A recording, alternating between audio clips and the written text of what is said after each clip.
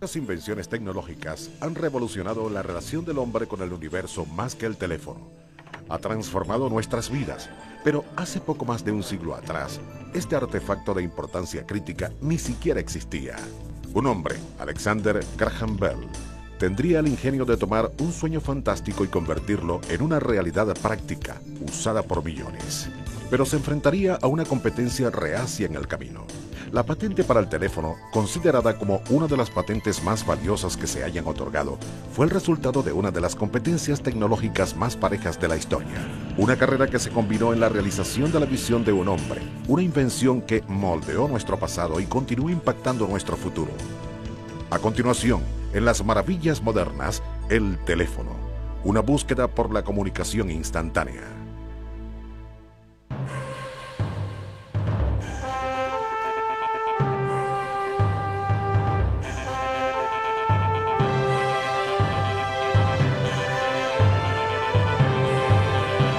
Maravillas modernas. Los albores de la comunicación instantánea. Durante miles de años, el ser humano ha buscado maneras simples y efectivas para comunicarse a través de grandes distancias. En el año 490 a.C., el mensajero ateniense Finípides corrió 25 millas por el maratón a Atenas durante las carreras persas, llevando consigo las noticias cruciales de la victoria griega. El mensajero tardó 2 días para entregar el mensaje. Durante siglos, poco progreso se logró. Llevar información de un lugar a otro tomaba días, meses e incluso años. Luego, a finales del siglo XVII, Claude Chaffee, un ingeniero francés, tuvo una idea ingeniosamente simple. Una serie de torres con brazos móviles y banderas fueron puestas a lo largo de la campiña francesa. Este invento acortó significativamente el tiempo requerido para enviar mensajes. El primer telégrafo había sido construido, pero estaba muy lejos del telégrafo como lo conocemos. Sin que la revolución tecnológica pareciese comenzar, las demoras en la comunicación continuaron siendo inconvenientes, incluso desastrosas. La guerra de 1812 fue un ejemplo irónico. La paz entre Inglaterra y los Estados Unidos ya había sido alcanzada. La noticia viajaba tan lenta que la batalla más grande del conflicto se peleó después que la guerra había terminado, pero un salto cuántico en las comunicaciones estaba próximo a ocurrir. Rompiendo el código. Samuel Morse cambiaría el mundo de la comunicación para siempre y se convertiría en uno de los más grandes inventores de la historia. A diferencia de sus contemporáneos, Morse no buscaba fama o fortuna de sus invenciones. En cambio, usaba la naciente tecnología para subsidiar su primer amor, la pintura. Viviendo en Boston a principios de 1800, Morse se encontró fascinado con 2 avances recientes. El primero fue la batería y el segundo fue el descubrimiento que una corriente eléctrica podía mover un magneto. Usando estos principios, Morse desarrolló un artefacto que podía transmitir información instantáneamente.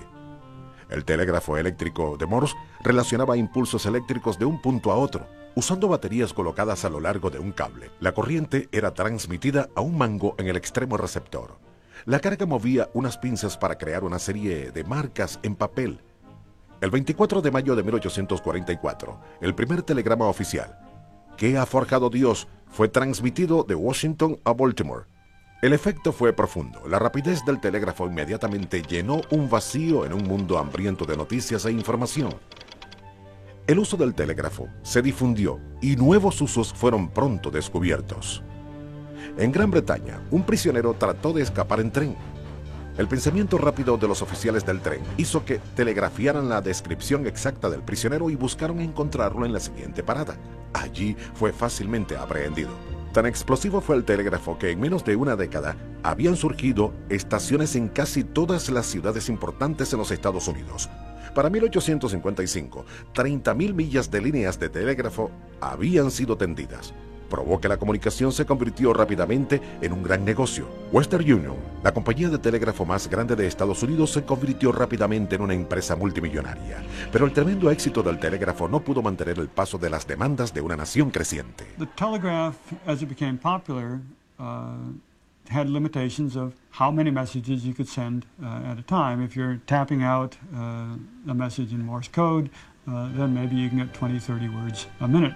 Para permanecer competitivos, Western Union necesitaba desesperadamente un sistema que pudiera manejar múltiples mensajes. Buscaron al estimado inventor, Thomas Alva Edison, para tomar el nuevo reto. Pronto, muchos jóvenes inventores ansiosos siguieron los pasos de Edison, pero el telégrafo tenía limitaciones que ni siquiera Edison podía mejorar. Una persona tenía que ir físicamente a la oficina del telégrafo. 2 operadores eran requeridos para enviar y decodificar el mensaje. Aunque fue un boom para la sociedad industrial, el telégrafo carecía de la naturalidad y espontaneidad de la conversación humana. Mientras que muchos trataban de mejorar el telégrafo, un genio emergía en el horizonte, un hombre que aprovecharía las oportunidades que le rodeaban y cambiaría las comunicaciones por siempre. Nace un inventor. Alexander Graham Bell nació en Edimburgo, Escocia, en 1847, parte de una energética y dinámica familia. Él estaba rodeado de música, arte y espíritu empresario. El padre de Alexander también era un inventor. Como profesor para los sordos, creó un alfabeto fonético llamado lenguaje visible que le dio fama internacional. Aunque su padre tuvo gran influencia sobre él, nadie afectaría la vida del joven Alexander tan profundamente como su madre. His mother was not totally deaf, but profoundly deaf, quite profoundly deaf. She had enough hearing so that she could play the piano well and get feedback by resting her hearing tube on the instrument. La sordera de su madre inspira el sueño de la vida de Alexander.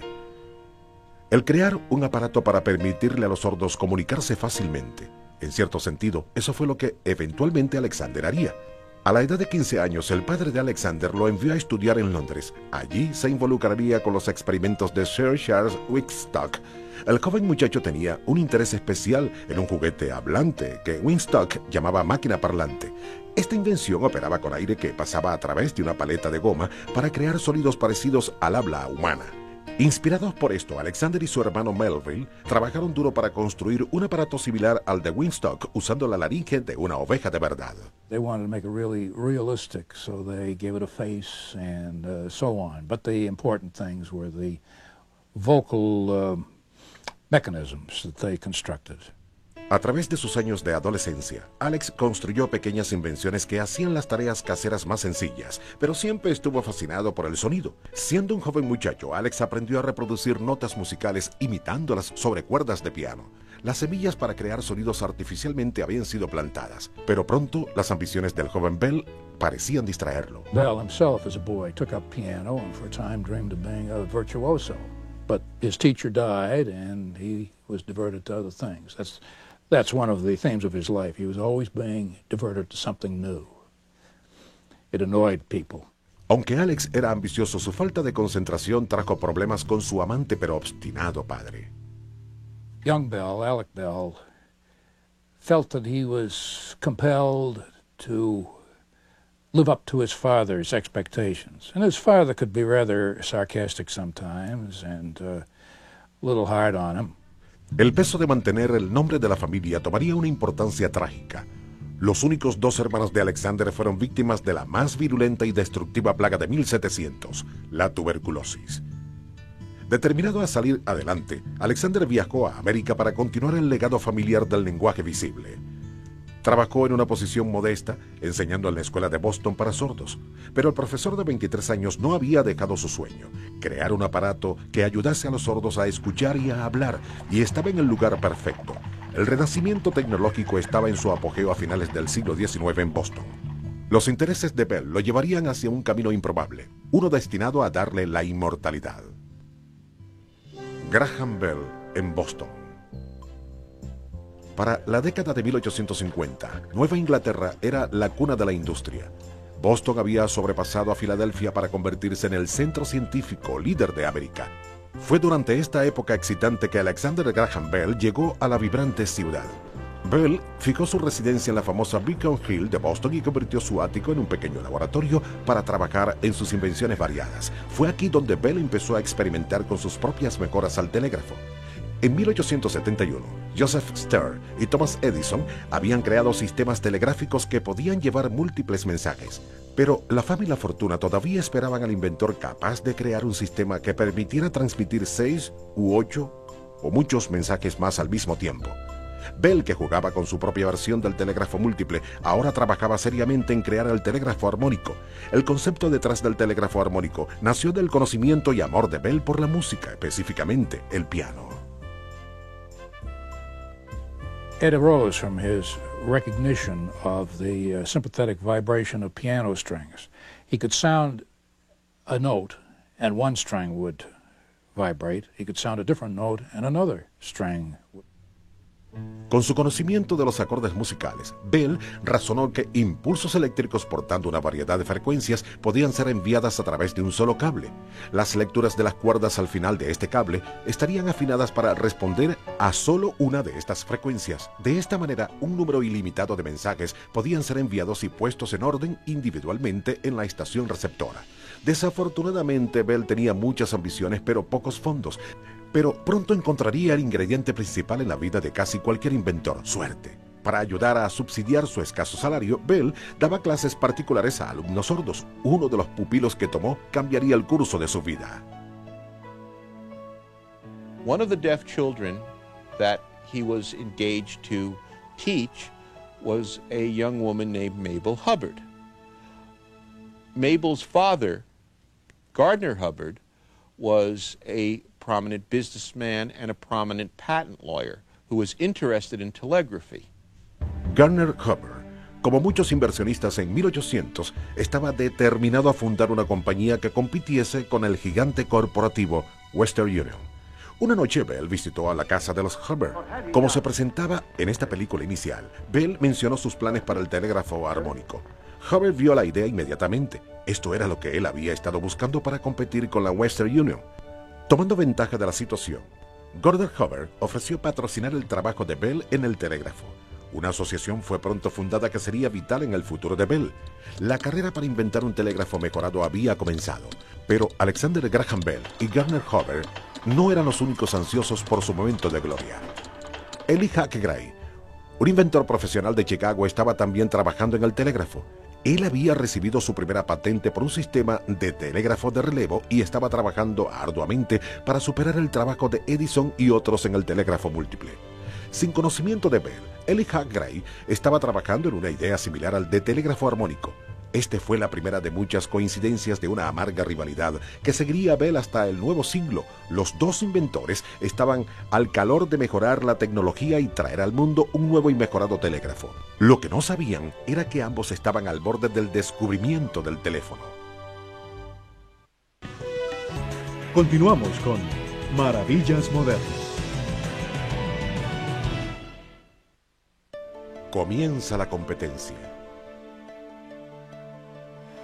Para el verano de 1874, la carrera por construir el primer telégrafo múltiple se estaba calentando. Thomas Edison finalmente había triunfado al desarrollar el quadraplex, su invención más grande del telégrafo. Con él, un cable podía hacer el trabajo de 4.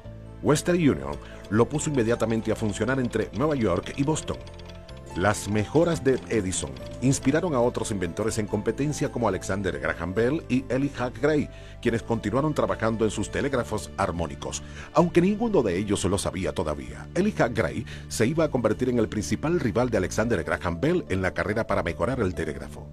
A diferencia de Bell, Gray provenía de un ambiente humilde, el hijo de granjeros con poca educación. Gray había aprendido por su cuenta todo lo que sabía. Para la época en que Eli Hack Gray tenía 30 años, él había ganado una modesta pero respetable reputación como inventor. En 1868, Gray se mudó a Chicago, donde fundó la Western Electric Company para hacer instrumentos eléctricos y telegráficos. Para mejorar el telégrafo múltiple, Gray había tenido una idea notablemente similar a la de Graham Bell. Gray developed what he called his musical telegraph. He needed one transmitter and one receiver for each note. But you can see how it would tend toward a harmonic telegraph. Mientras que Gray trabajaba en su telégrafo múltiple, Alexander Graham Bell había completado los planos de su versión. Bell tenía ahora una idea sobre la cual trabajar, pero necesitaba un lugar donde poder construirla. El inventor llevó sus planos a una tienda de máquinas que le pertenecía a Charles Williams. Aquí Bell conoció a Thomas Watson.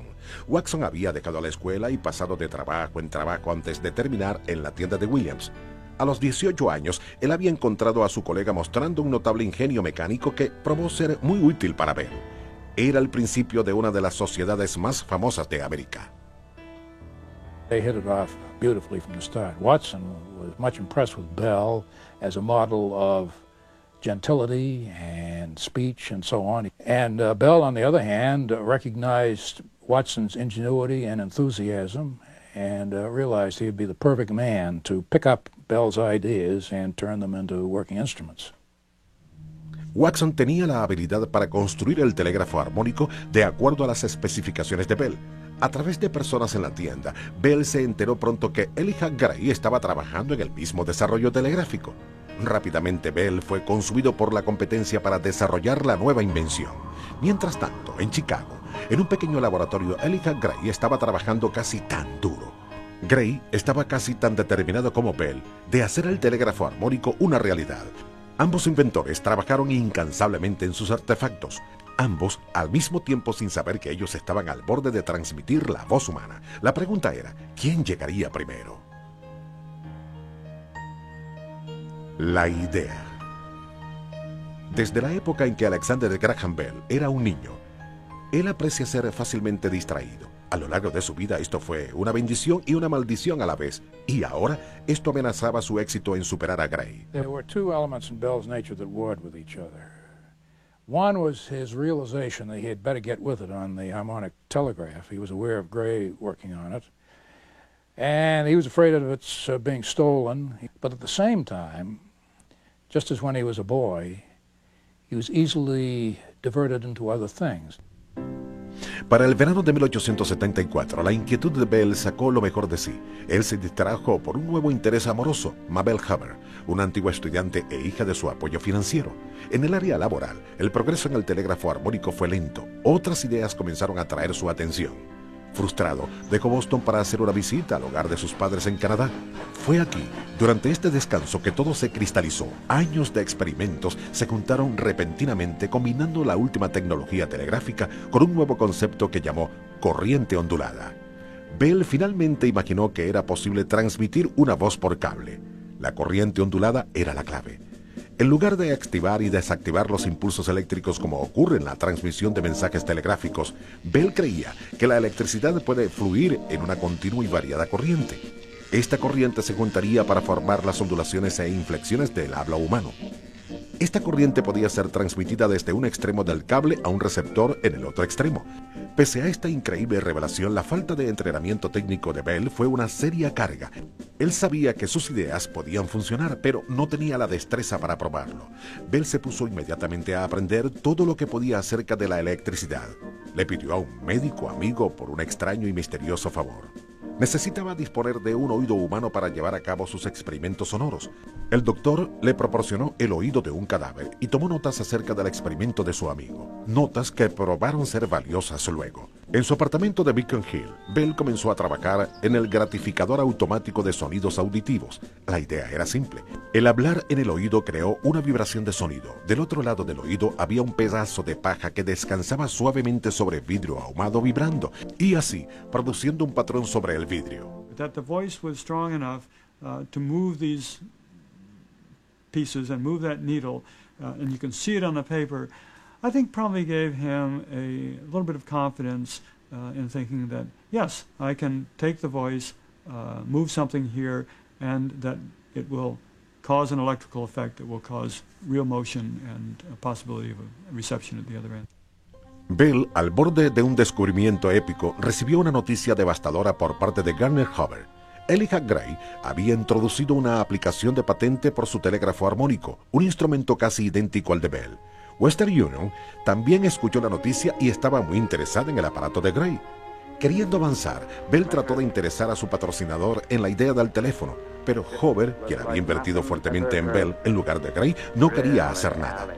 ¿Qué uso pudo tener esto con el telégrafo? Además, ellos estaban ahora en carrera contra Western Union, y Hubbard estaba determinado a llegar allí primero. Bell no estaba en posición para discutir con su benefactor. El amor del joven inventor por la hija de Hubbard, Mabel, había florecido, pero Hubbard se negaba a dar su bendición hasta que Bell acordase en olvidar la tontería del teléfono y se concentrase en una empresa lucrativa de verdad. El amor de Bell por Mabel prevaleció. Bajo el consejo de Hubbard, Bell continuó trabajando en el telégrafo armónico. En los meses venideros, Bell trató sin mejorar al telégrafo sin éxito. Frustrado por el fracaso, Bell comenzó a dedicar más tiempo a la invención del teléfono. Usando la ayuda de Watson, Bell estuvo de nuevo consumido por el prospecto de transmitir la voz humana. Los dos inventores tenían que capturar las delicadas vibraciones de sonido y convertirlas en corriente eléctrica de una forma muy parecida a la manera como los músculos de la laringe manipulan el aire para hacer sonidos. Inventores con incluso mayor experiencia no creyeron que esto era posible. ¿Por qué podría Bell ser capaz de lograrlo cuando otros inventores, incluyendo a Elijah Gray, no habían podido? Bell estaba determinado a mostrar de que sí se podía hacer. Secretamente, él y Watson trabajaron arduamente para crear el telégrafo durante el día y el teléfono en la noche. A pesar de las dudas de otros, Bell nunca dudó en su fe. El teléfono podía trabajar y él lo iba a probar. Pero un nuevo problema estaba surgiendo. Bell enfrentaba la competencia de su antiguo némesis. Un mes después de que Bell comenzara sus investigaciones sobre el teléfono, Elijah Gray coincidencialmente tuvo una idea similar para un telégrafo parlante. De nuevo Gray y Bell se encontraron en competencia. En el otoño de 1874, un artículo en el New England Paper reportaba el trabajo de Gray como una curiosa y sorprendente invención llamada teléfono, que puede telegrafiar sonidos musicales a través de cualquier línea de cable. Y prosiguió diciendo que un día el señor Gray espera transmitir el sonido de la voz por telégrafo. De regreso en Boston, Bell y Watson no habían leído esa edición del periódico de Hartford. En lugar de esto, ellos estaban al borde de un nuevo y sobresaliente descubrimiento. El nacimiento del teléfono era inminente. Continuamos con Maravillas Modernas. El nacimiento del teléfono. A medida que el verano florecía en Boston en 1875, Alexander Graham Bell y Thomas Watson trabajaban furiosamente en el laboratorio del ático de Bell en Exeter Place. El inventor y el asistente ya habían ensamblado el equipo necesario. De nuevo, como es el caso en muchos de los inventos más importantes, la suerte iba a jugar un papel principal.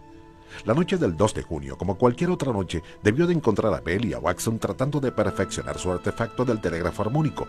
Lo que sucedería luego cambiaría el curso de la historia. Bell se encontraba en una habitación trabajando en el receptor. Watson estaba en el transmisor en otra habitación. Teniendo problemas con el resorte del transmisor, el joven asistente agitó el resorte haciéndolo vibrar. Fue entonces cuando el milagro ocurrió. Aparentemente, el inocente movimiento de Watson había causado una vibración que viajó a lo largo del cable hacia el receptor de Bell en el otro cuarto. Inmediatamente Bell entendió el significado. En este momento podía ser la vibración de un resorte, pero la réplica exacta de un sonido significaba que Bell y Watson habían producido exitosamente corriente ondulada, las bases para la transmisión de sonido. Bell abandonó inmediatamente todos sus esfuerzos en el telégrafo armónico. Él y Watson se pusieron a trabajar como si fuera el amanecer de un nuevo día. En las siguientes 48 horas, ellos habían construido el primer teléfono del mundo. El artefacto consistía en 2 instrumentos de diafragma en cada uno de los extremos del cable. Cada aparato tenía un carrete de acero que estaba conectado a un electromagneto en forma de U. La forma de las vibraciones del sonido en el aire podía ser capturada en un fino y ceñido diafragma de piel como un tímpano. Cuando uno habla, el diafragma vibra, moviendo el mangote conectado sobre una espiral. Esto crea una corriente ondulatoria que variará como las ondas de sonido y viajará a un receptor al final del cable para convertir la corriente en sonido. El proceso era revertido. Un mes luego del famoso incidente del sonido del resorte, instalaron el teléfono del equipo en el laboratorio del ático de Bell. Los dos hombres tendieron su primer teléfono desde Bell en el 5º piso a Watson, esforzándose por oír en el 3er piso. Watson sí escuchó el sonido de la voz de Bell, pero no era fiel e indistinto. Todavía no era la primera llamada telefónica, pero estaba muy cerca de serlo. Bell estaba encantado. «Hoy es un gran día para mí», le escribió Bell en una carta a su padre. «Siento que finalmente he conseguido la solución a un gran problema». A medida que el aventuroso verano de 1875 pasaba, Bell y Watson se encontraban perfeccionando su aparato. A pesar de su hallazgo, Bell no se esforzó en la obtención de la patente, pero Bell hubiera estado más preocupado si hubiese sabido que había un rival a su fama y fortuna. Lo que había comenzado como un fracaso de construir el primer telégrafo múltiple se convirtió en una furiosa competencia para patentar el primer teléfono. Para el otoño de 1875, Elijah Gray se había topado con los ingredientes faltantes de su versión del teléfono. Luego de observar a dos niños jugar con un teléfono de 2 latas y una cuerda, Gray concluyó que necesitaría un diafragma como receptor para hacer funcionar a su telégrafo parlante. Irónicamente, el propio escepticismo de Gray acerca de la utilidad final del teléfono lo retuvo de aplicar por una patente de vez en cuando. Esto fue muy afortunado para Bell. This is really a common phenomenon. Things get to a certain stage, there's a climate for invention, and people see that and look for it, and if the technology is there, then they're likely to come up with the same result. De regreso a Beacon Hill, Hubbard continuaba presionando a Bell para que dejase el teléfono a un lado y continuara con el telégrafo armónico, incluso con las noticias del diseño similar de Elijah Gray. Bell se negó a renunciar. Hacia finales de ese año, Bell predijo que se acerca el día cuando las líneas del teléfono se tiendan en las casas como el agua y el gas, y los amigos conversarán entre sí y sin dejar la casa. Aunque parecía estar solo en su convicción, Bell fue persistente. Lentamente él comenzó a convencer a Hubbard que el teléfono podía hacer dinero. Hubbard aún creía que el teléfono no era más que un juguete, pero un juguete también podía hacer dinero. A pesar de haber completado los dibujos requeridos por la patente, Bell todavía no había aplicado por ella. Poniéndose ansioso, Hubbard decidió poner sus manos en el asunto. Hubbard had at first brushed off this telephone idea as a lot of nonsense, but nevertheless, here was the application all made up. Hubbard took it into the patent office and showed it to the people there, and they thought it was great. Sin consultar a Bell, Hubbard aplicó por la patente del teléfono en favor de Bell. Él hizo esto el 14 de febrero de 1876. En una de las coincidencias más grandes en la historia de la ciencia y la tecnología, el abogado de Elijah Gray entregó una notificación ese mismo día, solo 2 horas más tarde. It is true that Bell's attorney filed a patent application 2 hours before Gray's attorney arrived at the patent office. But what Gray's attorney filed was a caveat, which was a standard legal device used in patent work in the 19th century. And it was a notice that one is working on an invention in an area. So Bell said, I have invented. Gray said, I am working on an invention. That's something different. Bajo la ley de patentes americana, no importa quién entregue los documentos primero, sino que se demuestre quién tuvo la idea primero. Las anotaciones iniciales de Bell probaron que él había descubierto la teoría básica del teléfono 1 año entero antes que Gray. La patente número 174,465, ampliamente considerada como una de las más valiosas que se han emitido, fue otorgada el 7 de mayo de 1876. Bell tenía 29 años de edad. La primera llamada. Esa frase inmortal. 3 días después de recibir la patente, Bell estaba finalmente listo para la primera llamada telefónica. Según una historia que ha sido seguramente ampliada con los años, Bell se sentó en su silla de trabajo con la versión perfeccionada del transmisor. Ahora, usando líquido para crear resistencias variables, Watson bajó las escaleras con el receptor. Tan pronto como las baterías estuvieron dispuestas, Bell gritó dentro del tubo para hablar, y esas famosas palabras resonaron. «Señor Watson, venga aquí, quiero verlo». Y Watson vino corriendo. Él había escuchado las palabras fuerte y claramente.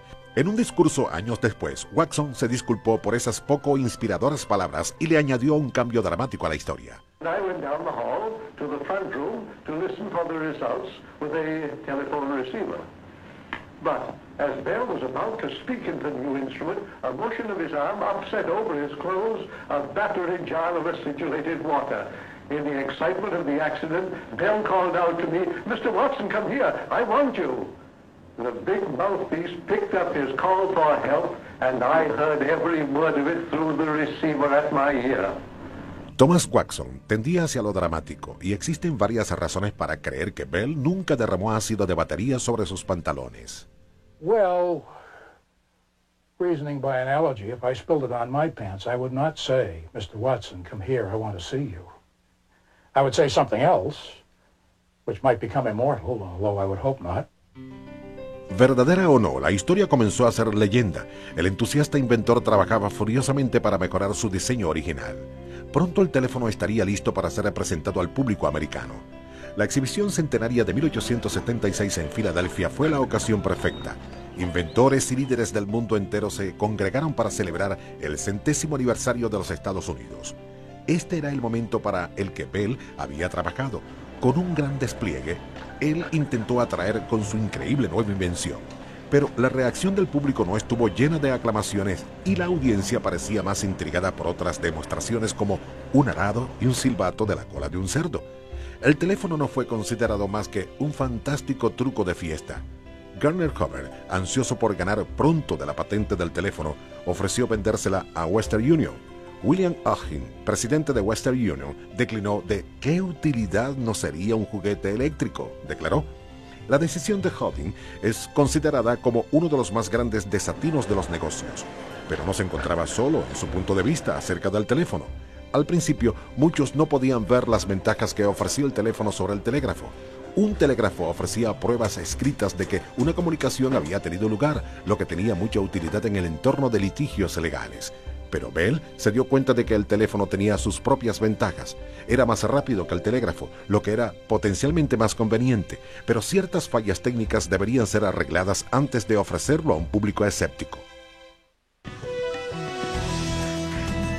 Continuamos con Maravillas Modernas. Graham Bell, el vendedor.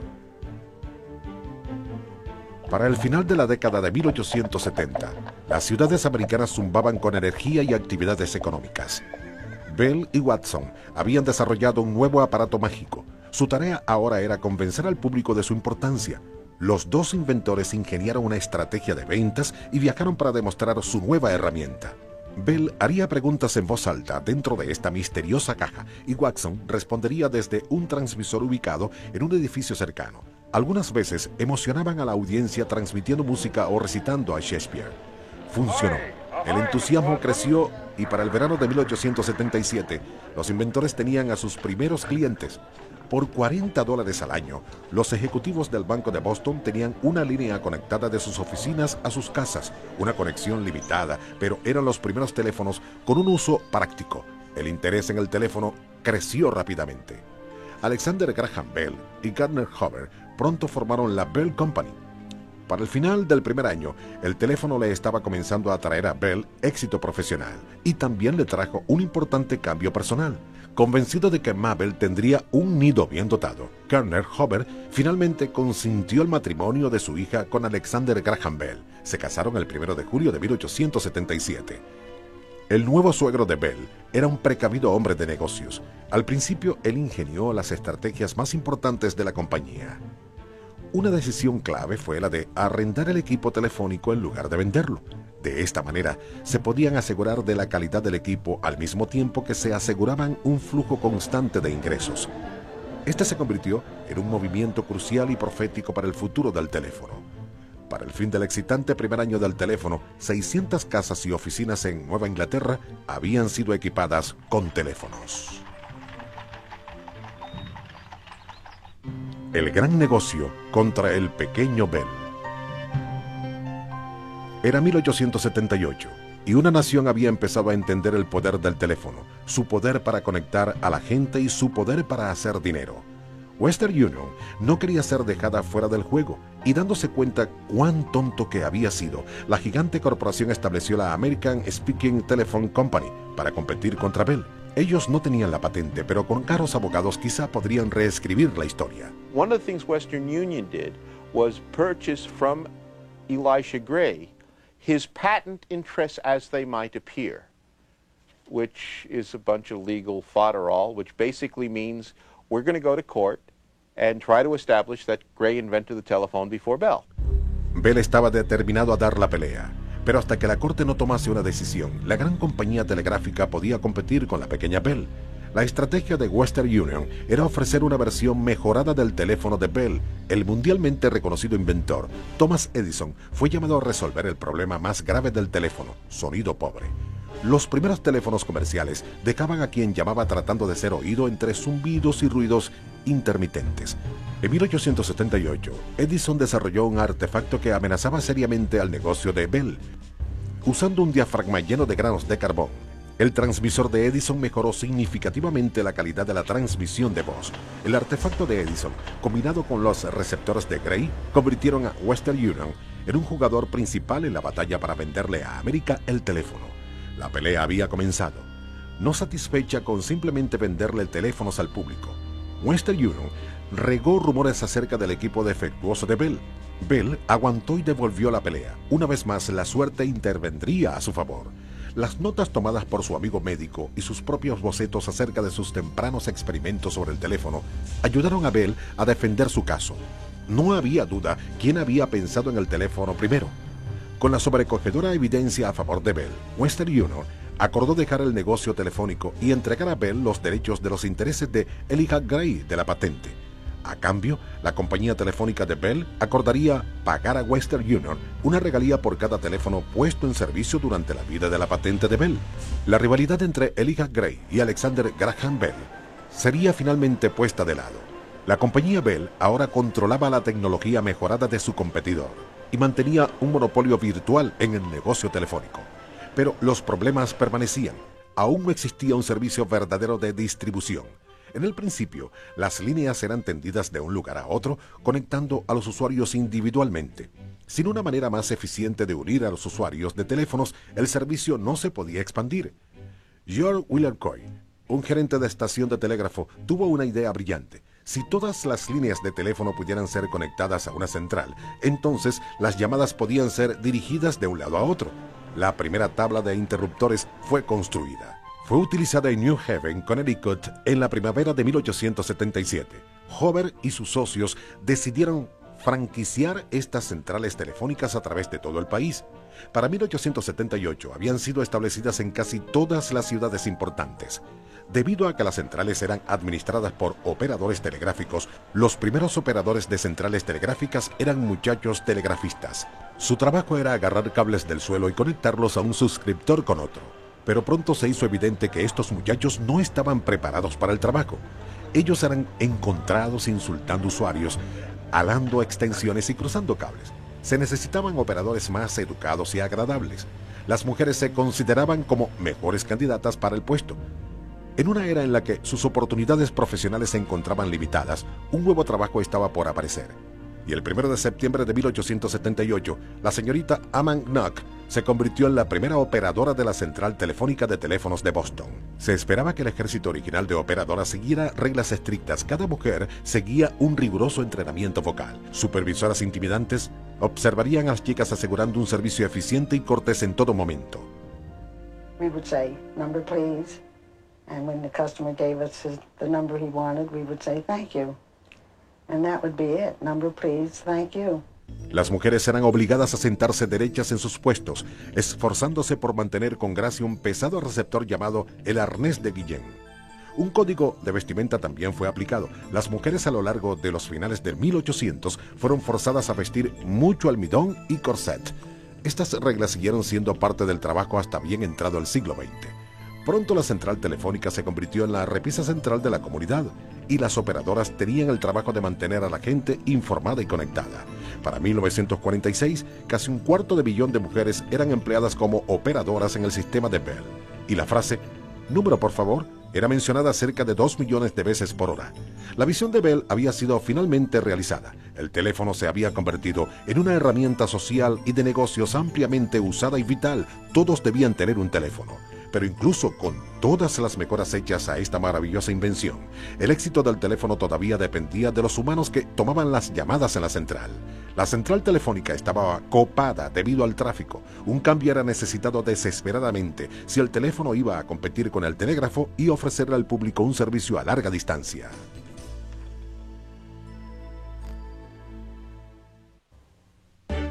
Ramificándose. A medida que el siglo XX se acercaba, una prosperidad creciente traía mayor tiempo de descanso.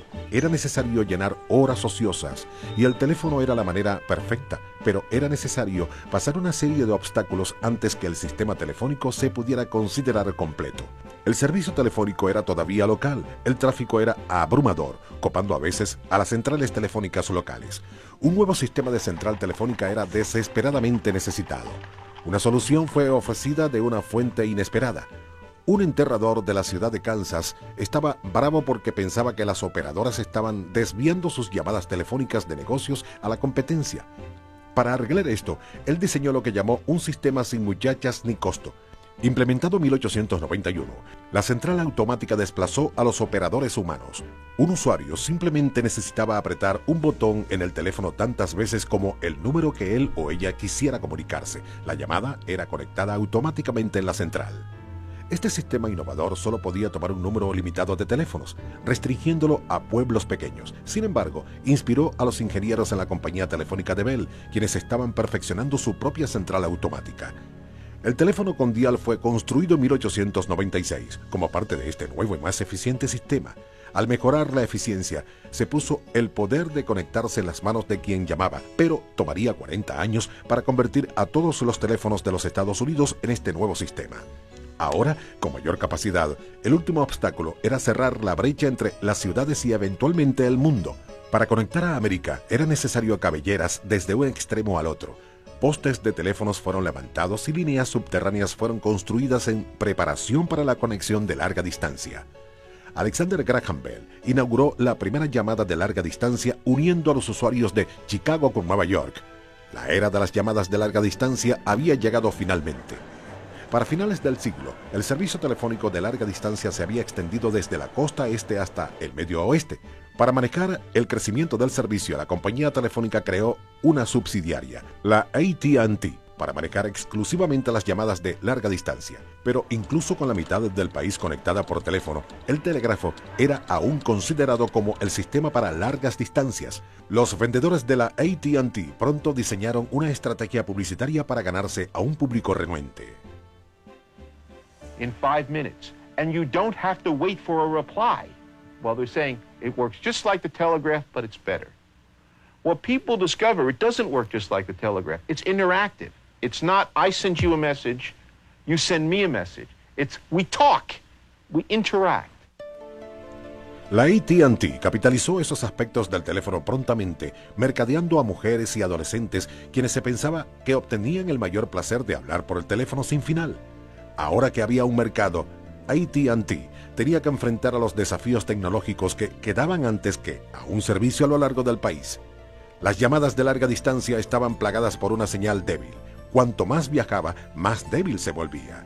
Para mejorar esto, AT&T trabajó con el reconocido científico Dr. Lee Forrest para amplificar el sonido y conectar a las dos costas. Con la tecnología puesta a punto, los grupos de construcción, uno desde el este y el otro desde el oeste, se consiguieron a la frontera de Utah en el verano de 1914. La línea había sido completada. Para celebrar este evento histórico, AT&T conectó al presidente Woodrow Wilson en Washington, con Alexander Graham Bell en Nueva York y luego al señor Watson en San Francisco. Bell repitió su ya famosa orden: «Watson, venga acá», y Watson contestó: «Me encantaría poder ir, señor Bell, pero ahora me tomaría una semana llegar allí». De hecho, gente separada por 3.000 millas, el equivalente a una semana de viaje en tren, podían hablar entre ellos instantánea y fácilmente.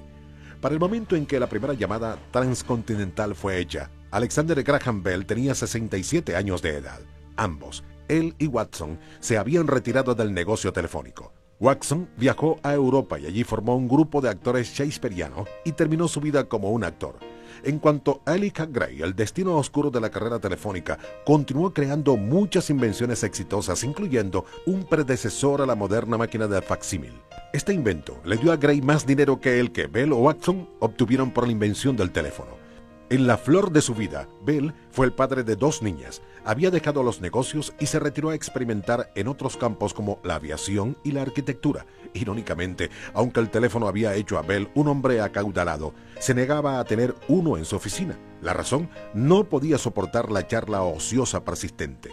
Bell continuó su trabajo con los sordos durante toda su vida. Helen Keller era una amiga cercana. Aunque él había logrado crear un artefacto que cambiaría al mundo por siempre, Bell siempre se arrepentiría de no completar su sueño original: crear un artefacto para permitirle a los sordos hablar con menor dificultad. El 2 de agosto de 1922 murió Alexander Graham Bell. Él tenía 78 años de edad. Por un minuto silencioso, todos los teléfonos de los Estados Unidos pararon. Desde el principio, Bell había tenido la visión de un sistema de telefonía privada, sirviendo no solo al rico, sino a toda la humanidad. De hecho, la visión de Bell se estaba convirtiendo rápidamente en una realidad. Los teléfonos estaban sonando a lo largo de toda América. Pronto estos teléfonos serían distribuidos en el planeta, haciendo que el mundo estuviese al alcance instantáneamente.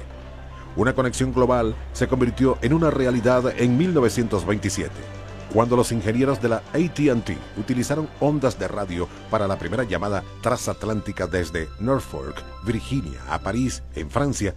Una red de escala mundial había comenzado. Para 1945, cada país industrializado del mundo tenía un sistema telefónico. 95 millones de millas interconectaban a los Estados Unidos. Al igual que el telégrafo, un siglo atrás, para mediados del siglo XX, tenía demasiados usuarios y una capacidad que no era suficiente para manejar este volumen.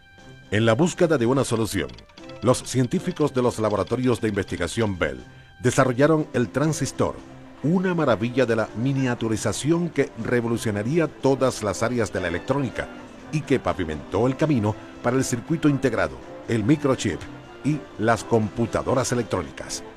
Más adelante, en el siglo XX, la demanda por comunicación instantánea forzó a los laboratorios de Bell mirar hacia la NASA y los satélites militares. Telstar, el primer satélite de comunicaciones del mundo, fue lanzado en 1963. Hoy en día, los satélites trabajan junto a la tecnología de fibra óptica y ondas de microondas para manejar llamadas telefónicas alrededor de todo el mundo. El sistema telefónico que ahora interconecta a los continentes es por mucho la más grande y compleja maquinaria en el planeta. Es una maquinaria que continúa creciendo a medida que los teléfonos celulares, máquinas de fax y bases de datos de computadoras son añadidas al aparentemente ilimitado sistema de comunicaciones masivas. El teléfono de Alexander Graham Bell ha continuado la tradición verbal de nuestros ancestros y ha servido para acercar familias, comunidades y países. A medida que nos aproximamos al amanecer de un nuevo siglo, es asombroso descubrir cómo la invención de un hombre, un simple artefacto parlante, ha sobrevivido a través de 100 años para convertirse en el sistema nervioso central de la humanidad.